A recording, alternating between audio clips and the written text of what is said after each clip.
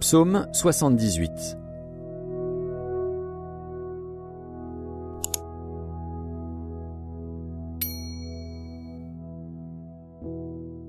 Cantique d'Asaph.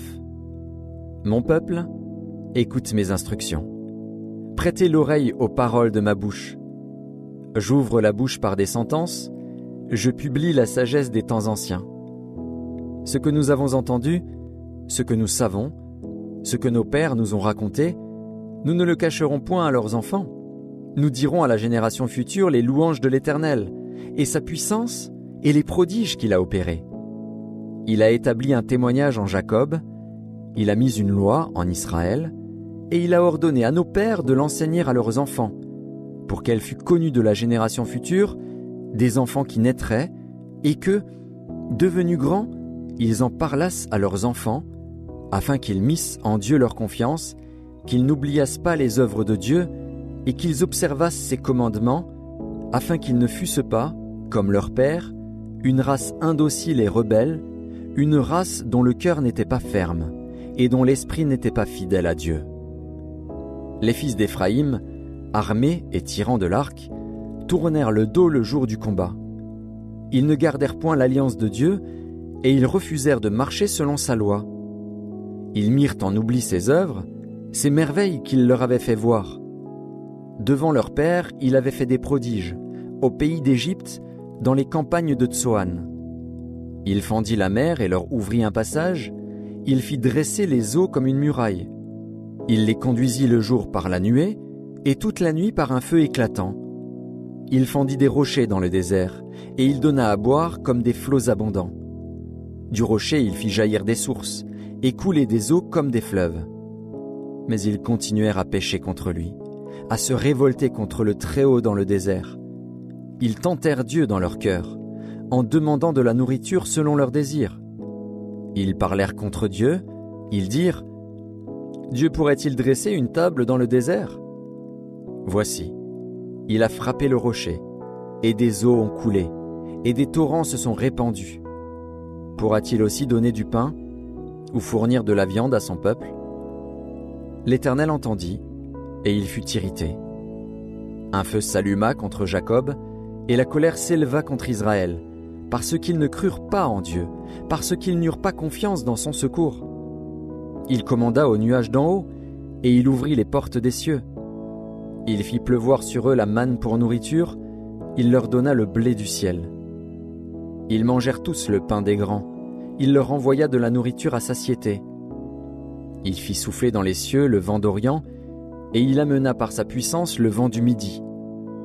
Il fit pleuvoir sur eux la viande comme de la poussière, et comme le sable des mers les oiseaux ailés.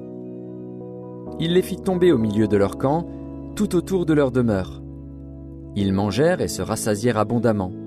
Dieu leur donna ce qu'ils avaient désiré. Ils n'avaient pas satisfait leurs désirs, ils avaient encore leur nourriture dans la bouche, lorsque la colère de Dieu s'éleva contre eux. Il frappa de mort les plus vigoureux, il abattit les jeunes hommes d'Israël. Malgré tout cela, ils continuèrent à pécher, et ne crurent point à ses prodiges. Il consuma leurs jours par la vanité, et leurs années par une faim soudaine. Quand il les frappait de mort, ils le cherchaient, ils revenaient et se tournaient vers Dieu. Ils se souvenaient que Dieu était leur rocher, que le Dieu Très-Haut était leur libérateur. Mais ils le trompaient de la bouche, et ils lui montaient de la langue. Leur cœur n'était pas ferme envers lui, et ils n'étaient pas fidèles à son alliance. Toutefois, dans sa miséricorde, il pardonne l'iniquité et ne détruit pas. Il retient souvent sa colère et ne se livre pas à toute sa fureur.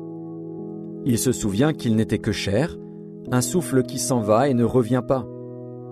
Que de fois ils se révoltèrent contre lui dans le désert, que de fois ils l'irritèrent dans la solitude. Ils ne cessèrent de tenter Dieu et de provoquer le Saint d'Israël. Ils ne se souvinrent pas de sa puissance, du jour où il les délivra de l'ennemi, des miracles qu'il accomplit en Égypte et de ses prodiges dans les campagnes de Tsoan.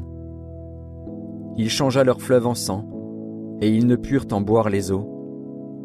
Il envoya contre eux des mouches venimeuses qui les dévorèrent, et des grenouilles qui les détruisirent. Il livra leur récolte aux sauterelles, le produit de leur travail aux sauterelles.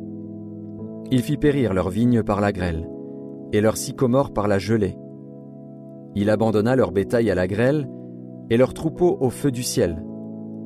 Il lança contre eux son ardente colère, la fureur, la rage et la détresse, une troupe de messagers de malheur.